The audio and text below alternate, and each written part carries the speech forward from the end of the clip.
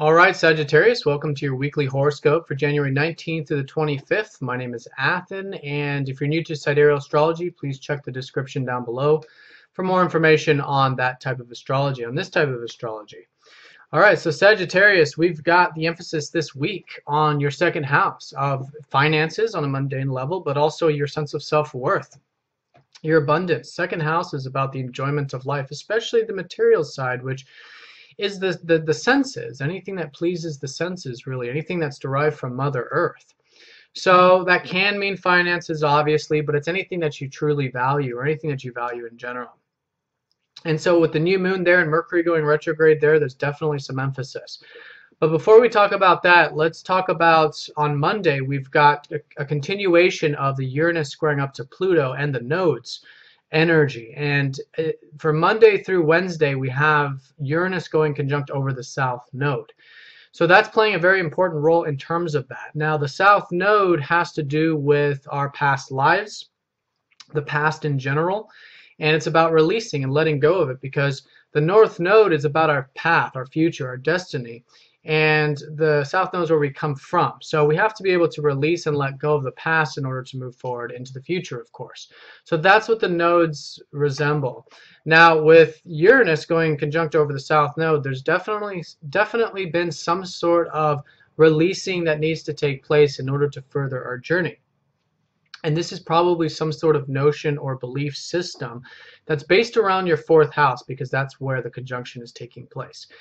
So something in regards to your home, your family, your past, something of this nature, a shift of consciousness of some old modes of thinking about something in that area that might be holding you back and preventing you from enjoying your life, which is the ultimate freedom that Uranus has been trying to show you. Uranus is trying to show you that when you release this old past stuff associated with it, not only are you able to go along your path, but there's this inner freedom that's always been there that's been trying to come out.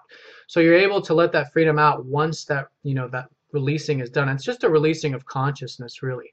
So whatever that is for you, Monday through Wednesday, definitely activated, and you'll see that whatever you're doing now for these 3 days is going to help facilitate the continuous changes that we're going to experience all the way through March, when we had the last aspect of this Pluto squaring up to Uranus.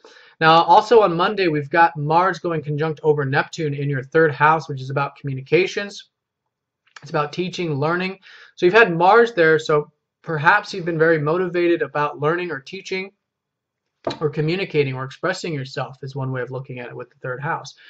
So that energy is good. Now on Monday and Tuesday, with Mars going over Neptune, you just want to make sure that there's a nice sense of presence and peace that's taking place here, a selfless sort of energy associated with that third house. You've had Neptune there, which is helping you let go and surrender the communication side of things, or perhaps how you're thinking about certain things as well. So with Mars going over there, it's perhaps continuing to put energy into that sector, but in that way of creating nice presence in the process, and perhaps even gaining some spiritual understanding as well, because that's essentially what Neptune in the third has been showing you, some sort of spiritual awareness, or how you can learn about things, and those things you're learning help connect you to spirit. Now also on Monday, we've got Venus opposite Jupiter, which is involving your second and your eighth house. So definitely some balancing here. This type of aspect has to do with indulgence, and it can deal with negative, or what you might call overindulgence, or it could be just nice grounded indulgence. So you want to enjoy these two elements of your life, but to get the grounded element from this, you want to balance these two areas. And it's a balancing of the second and the eighth house. So balancing the second house, which again is the material, the finances, everything on the physical level, with the deeper elements of life. Make sure you're getting a healthy dose of both. You've had Jupiter transiting your eighth house, helping create lots of abundance and good fortune in that eighth house sector, which has to do with diving deep into things, deeper with relationships, deeper with work, etc. And so you want to bring these two energies together the best you can. So in other words, because it's a value sector of the chart, it's about seeing the things you value, not only in terms of what they provide on what you might call surface level, but also on the deep level as well. Now we have the new moon taking place in that second house like I talked about, then Mercury going retrograde on Wednesday.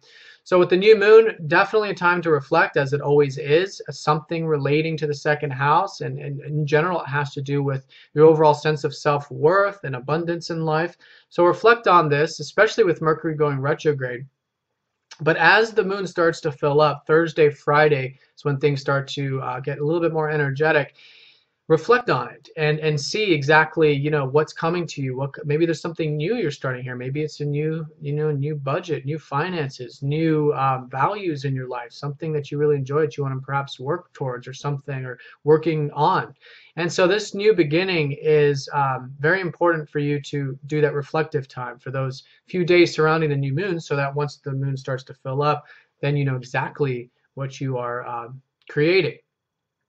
Now, because it's a Mercury retrograde, you want to make sure that during this process from the new moon and into February, that you treat it as a sort of learning process, learning experience. Mercury retrograde isn't about not doing things, as it's often talked about. It's about treating what you're doing as a learning experience. So essentially, you're taking these new ideas, new concepts, new beginnings in that second house, and you want to treat it like it's a learning process. You obviously don't want to dig a hole too deep that you can't get out of, because learning requires baby steps. So just treat it that way, and you'll be very much surprised about what you can accomplish or what you can learn specifically regarding to those second house matters all the way through February. And you want to apply it, because that's how Mercury learns, is through application and experience. Now, like I said, on Thursday, things start to open up. We've got Venus going into your third house of Aquarius. This is about enjoying your communications, also enjoying the learning and teaching if you're involved with anything like that at the moment. And why not? From Thursday onward, you know, maybe pick up that book, do some learning, maybe do some teaching, because at the end of the day, learning and teaching are essentially the same thing. You'll also enjoy communications, and communications will be a very important element in your relationships as well. Now on Thursday and Friday, we've got the Sun sextile up to Saturn. So this is where the energies start to open up in terms of perhaps some of those new beginnings revolving around that second house from Tuesday.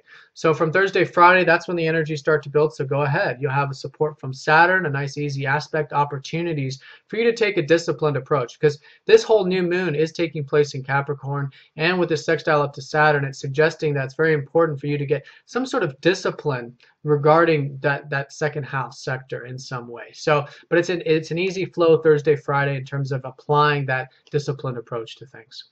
All right, Sagittarius, well, I hope you guys have a fantastic week. I want to thank you all very much for all of your support. If you'd like a personal reading, please get in touch, and I'll talk to you all next time. Take care.